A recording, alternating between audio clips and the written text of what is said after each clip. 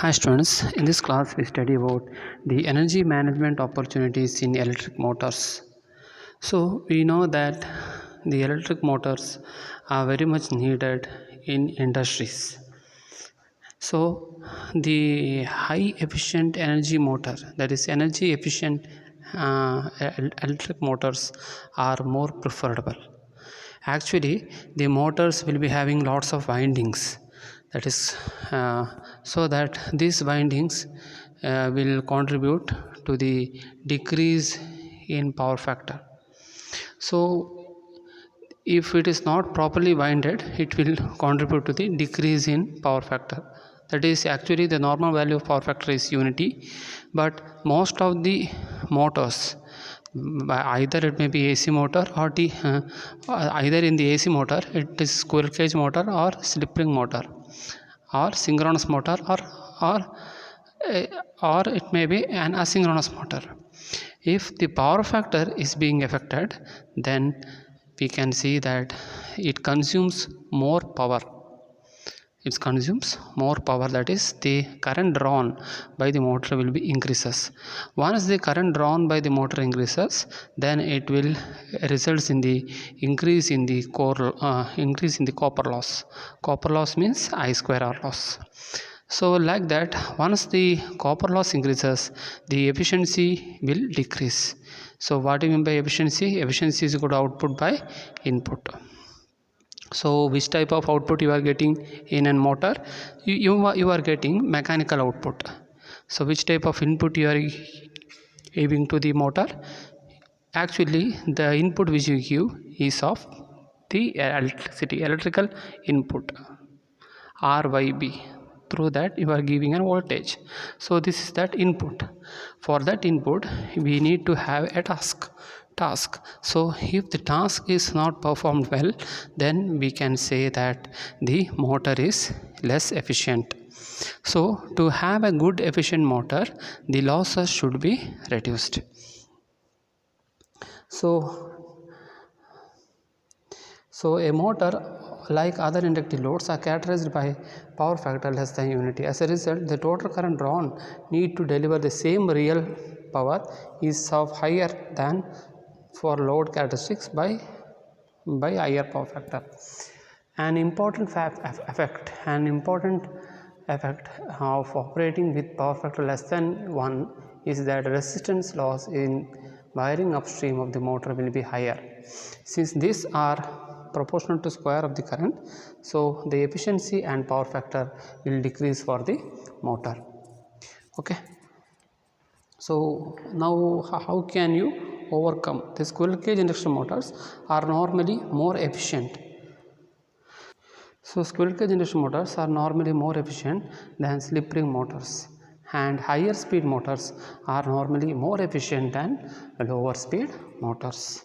So efficiency is also the function of motor temperature. Totally enclosed or fan cooled motors are more efficient than screen protected dip proof motors. SPDP means screen protected dip proof motors, so that we call as SPDP motors.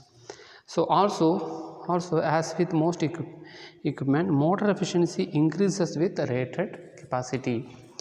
So the efficiency of a motor is being determined by intrinsic losses that can be reduced only by changes in the motor. So if you want to have an energy efficient motor, you need to make some changes in the motor. So either you need to use the high silicon content, so high quality of materials, and you need to adjust the rotor and stator air gap, etc. So this should be done in the motor. So you need to make some changes in the motor, so that the intrinsic losses are of two types, so that to reduce the intrinsic losses. So in order to reduce intrinsic losses, you may need to make some changes in the motor. So these intrinsic losses are fixed type and variable type. Fixed type, which is independent of the motor, and variable losses are dependent on the load. Okay, now we see what is energy efficient motor. It is very frequently asked question. What do you mean by energy efficient motor? So the energy conservation opportunity in a motor, so you can only conserve an energy in a motor through an energy efficient motor. The energy efficient motors are the ones in which design improvements are incorporated specifically to increase operating efficiency over motors of standard design.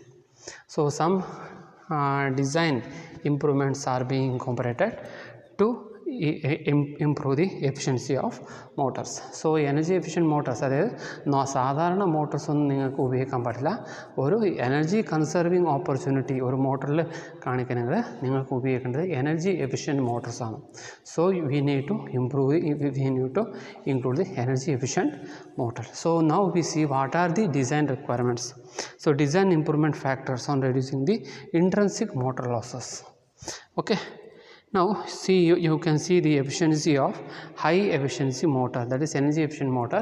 The efficiency will be very much higher, it is almost equal to 90%, but standard motors it will not be higher, that is it will not for 2 kilowatt.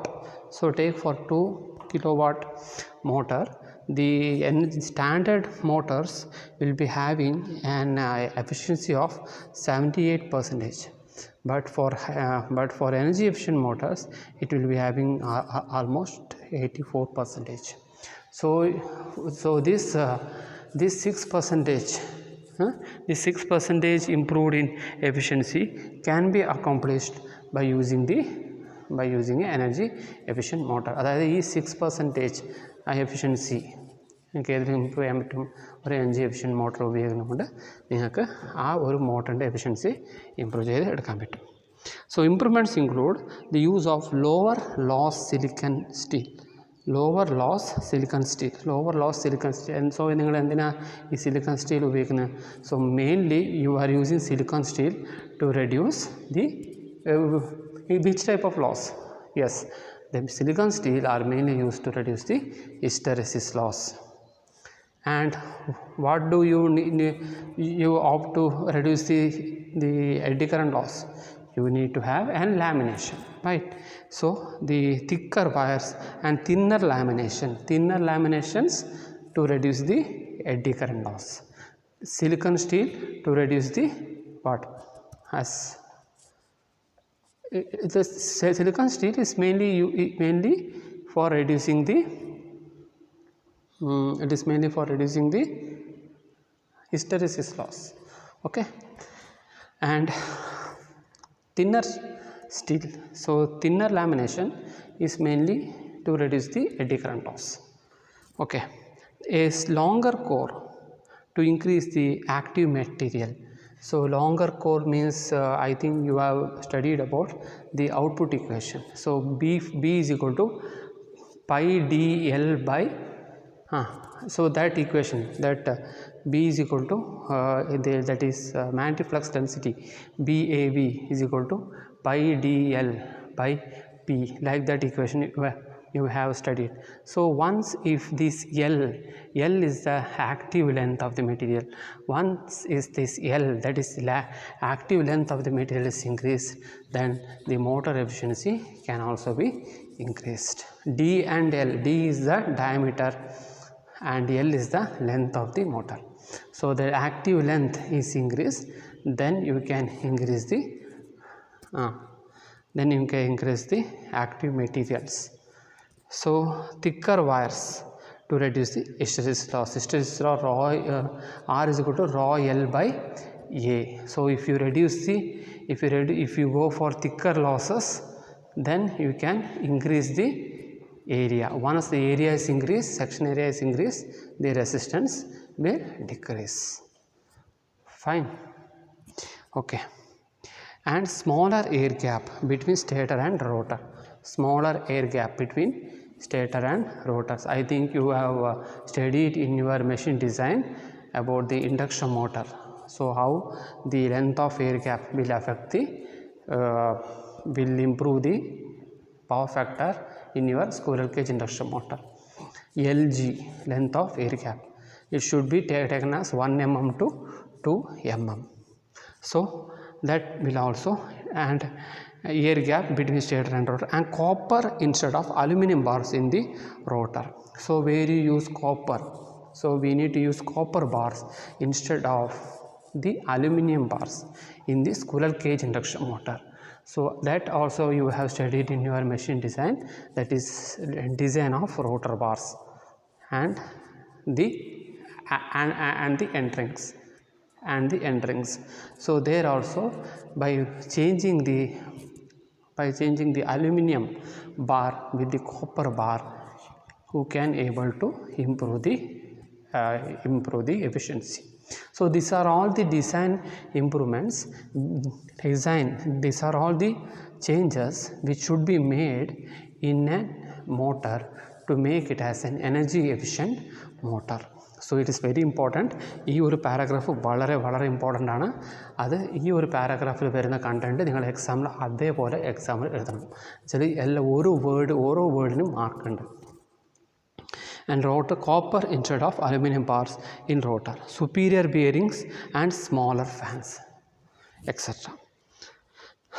The next one, the energy efficient motors now available in India operate with efficiency that are typically 3 to 4 percentage points higher than standard motors. That I told you, it is 3 to 4%. 78% ഉള്ളത് നിങ്ങൾക്ക് എത്ര കിട്ടി? 84ഉം 82% ആയിട്ട് കിട്ടിയല്ലേ, 2 kW. So ഈ energy efficient motor normal മോട്ടോഴ്സിന് 78, 79, 80% കിട്ടുവാണെങ്കിൽ energy efficient മോട്ടറിന് അതൊരു 84, 83% വരെ എഫിഷ്യൻസി കിട്ടാം. In keeping with these stipulations of BIS, energy efficient motors are designed to operate without loss in efficiency, without loss in efficiency of at loads between 75% and 100% of rated capacity. This may result in major benefits in varying load applications.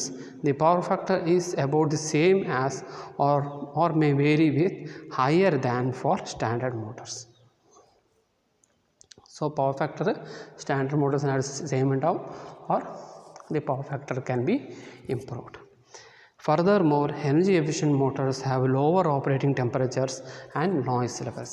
Temperatures വളരെ കുറവായിരിക്കും, noise levelum കുറവായിരിക്കും, and greater ability to accelerate higher inertia loads, and are less affected by supply voltage fluctuations. So these are very less affected by supply voltage fluctuations. Which are less affected by supply voltage fluctuations? Energy efficient motors are less affected by supply voltage fluctuations. So this means it is very less affected by your cogging and crawling in a motor. Also you can add this one. So the energy efficient motors are very less affected by cogging and crawling. What do you mean by cogging? Cogging means magnetic locking. Crawling means it is the motor refuse to start at starting due to alignment difference between number of poles in stator and rotor. So fine, the measures adopted for energy efficiency to address each loss specifically as under. Now if you are having different types of losses, say for a motor, so the core loss is much more higher, and for some other motors the iron loss is much more higher, and for other motors the frictional and windage losses may be higher. So if you need to address for a specific losses, so what are the steps which should be followed is being discussed now. Actually the energy efficient motors, so how you can make a motor with a energy efficient motor is described like this as I shown in your slide. But to address a particular specific losses, we need to go for this one, that is tail load losses, etc. So first we see the stator and rotor copper losses. These losses are major losses and typically account to 55% to 60% of total losses.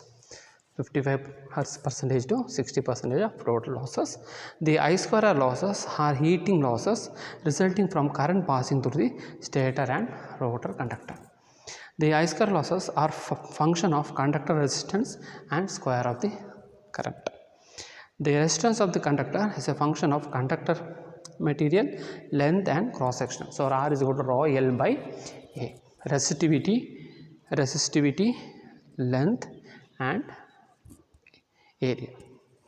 The suitable section of copper conductor size will reduce the resistance. If you use in suitable conductor of copper size, then it will reduce the resistance. The reducing the motor current is most readily accomplished by decreasing the magnetic component of the current. This involves the reducing the motor current is most readily accomplished by decreasing the magnetizing component of the current. So what is the magnetizing component of the current? There are two types. One is the no load current, I naught is equal to Im plus I mu. So what is Im? Is the no load current is equal to Iw plus Im. Iw plus Im. So Im is the magnetizing current and Iw is a working component of the current. So this magnetizing component of the current Im is equal to Im will be of two types that I am not discussing in detail. So this magnetizing component, if it is more, then the working component of the current will decrease. And this once if you are increasing the magnetizing component of the current, then it will result in the then it will result in the losses in the motor, and also it will draw the motor will draw more current in order to establish the magnetic flux between rotor and stator. Magnetic flux in between rotor and stator. So the rotor I square losses are function of rotor conductor. Usually it is usually aluminum and the rotor slip. So we know the I square losses are a function of the conductor.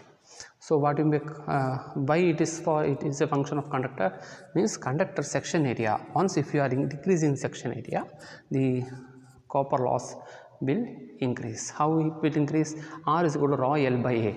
If you are decreasing section area, the resistance will increase, and once the resistance will increase, it will result in the increase in the copper loss.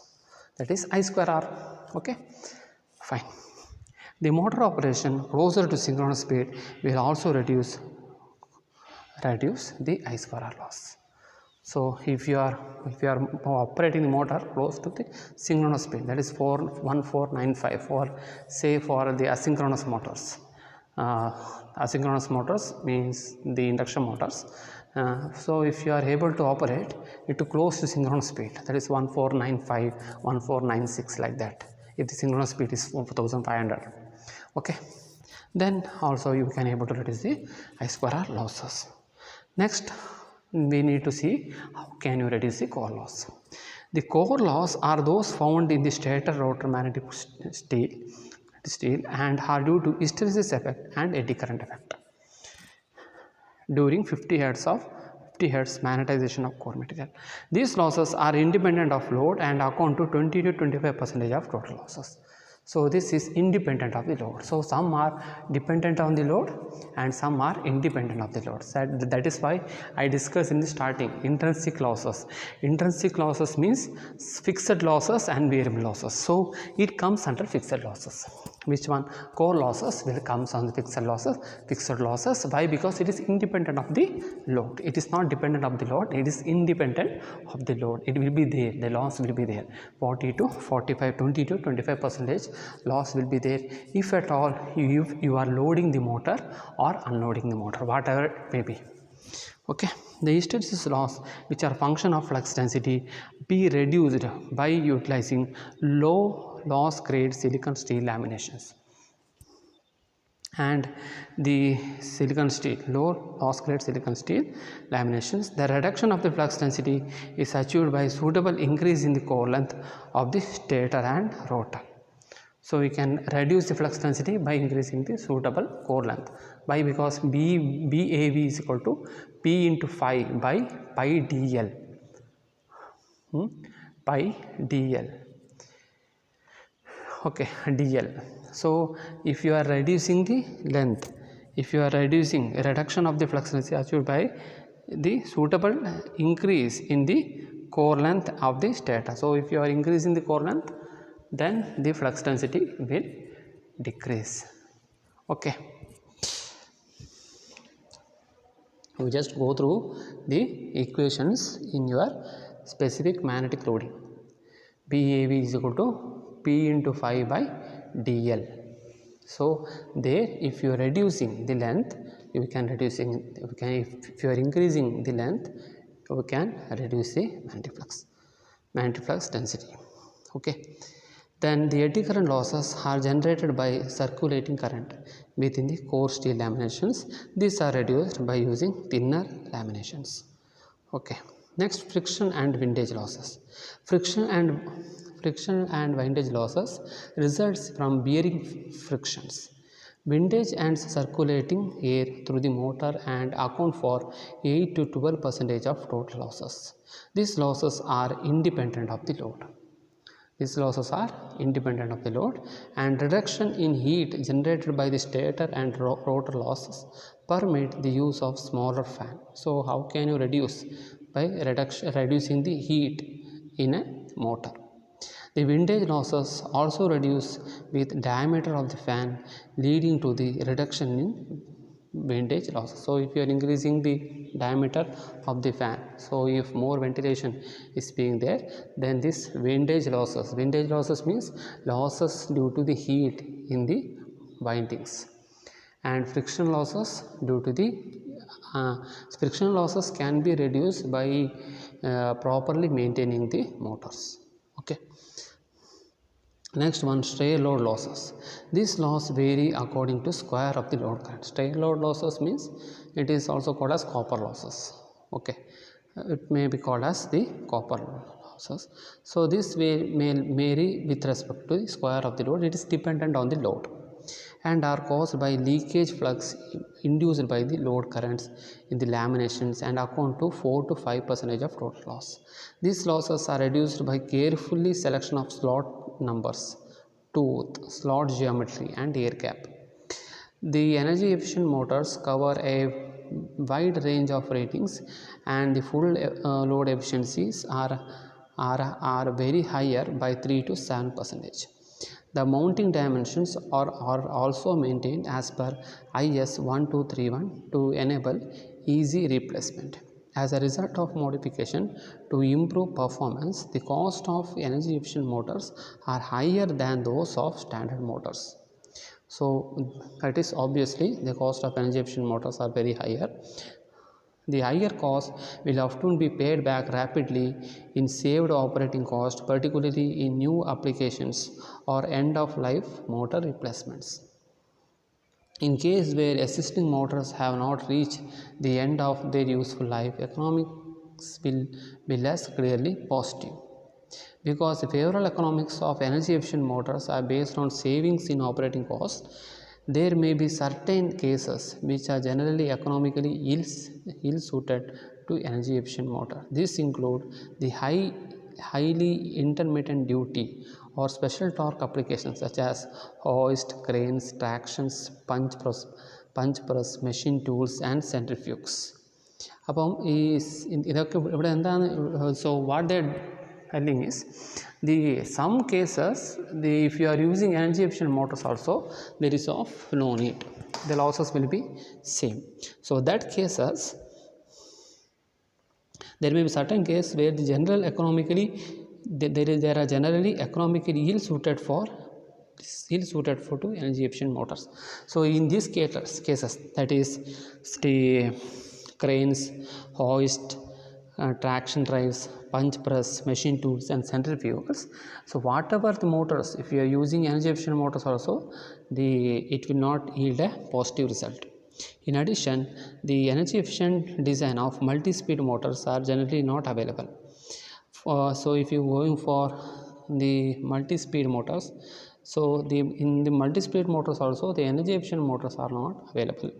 Furthermore, the energy efficient motors are not yet available for many special applications such as flame proof operations or oil field or fire pumps, or for very low speed applications below 750 rpm. Almost also most energy efficient motors produced today are designed only for continuous duty cycle operations. So the energy efficient motors are not being widely produced for intermittent duty operations. Intermittent means for that duty may not be there continuously, it will be there when the task is required to perform. So given the tendency of oversizing on the one hand and the ground realities like voltage, frequency variations, efficiency of rewinding in case of burnout and other hand benefits, energy efficient motors can be achieved only by careful selection, implementation, operation and maintenance supports by energy managers. So there are some summary. So he is given. So if you want to reduce the iron loss, use thinner gauge, lower loss core steel reduces eddy current loss. Longer core adds more steel to the design, which reduces the losses due to low operating flux densities. So use thinner gauge. So if you are reducing the iron losses, use thinner gauge and lower loss core steel. So we need to select the silicon steel which is having the lower losses, so it will result in the lesser losses in the it will. So I told you why we need to have a silicon steel. So silicon steels are mainly selected to reduce the hysteresis losses. So that is lower loss core steel reduce the eddy current loss also, and the longer core adds more steel to the design. Once if you are having longer core, then it will add more steel to the design, and the length is increased, then the flux density can be reduced and loss due to the lower. So loss can be reduced for lower operating flux densities. And for stator I square loss, use more copper and large conductors increase the cross section area of the stator windings. This lowers the resistance of the windings and reduces the losses due to current flow. So use more number of thicker conductors. And rotor I square loss, use larger rotor conductor bars. So in case of squirrel cage induction motors, so use larger rotor bars, size of the cross, and lowering the conductor resistance and losses due to the current flow. And the friction and windage, use low loss fan design, reduces the loss due to air movement. And strain load losses, use optimized design and strict quality control procedures, minimize strain load losses. So now we see the factors affecting the energy efficiency and minimizing the motor loss in operations. So those factors are, first one is the power supply quality, second the power factor correction, third one maintenance, and fourth one age. So there are some factors is discussed here, and this is not that much of necessary, and I think you can just go through this one. So this is already you are discussed in your electrical machine design. Now there is no need to explain it once again. So factors affecting are the power supply quality, power factor correction, maintenance, and age. So you just go through this. If you find anything where any difficult, you can ask me. Okay, so I am just winding up this class for now. So if you are having, so we will discuss one more problems in the upcoming session. Okay, bye.